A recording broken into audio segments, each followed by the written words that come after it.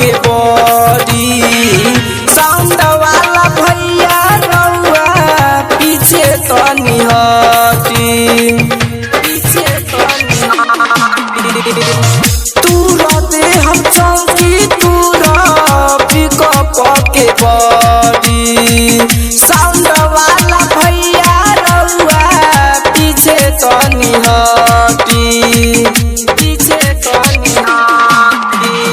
आज नहीं मानी देह बहु फानी काहे करता ठलन ठेलाई काहे करता ठलन ठेलाई काहे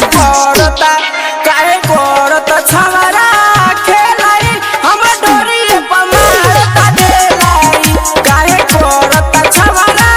खेलाई हम डोरी पमारता देलाई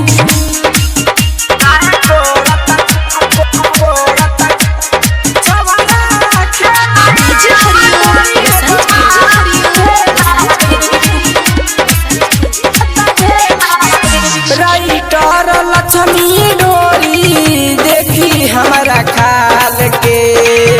राजा कौन तुरले बाटे चोलिया के मुख के राइटर लक्ष्मी डोरी देखी हमारा खाल के राजा कौन तूर देले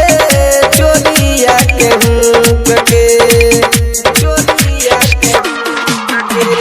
नवल प्रेमी धर भर पाजा यही से करता झमेलाई यही से करता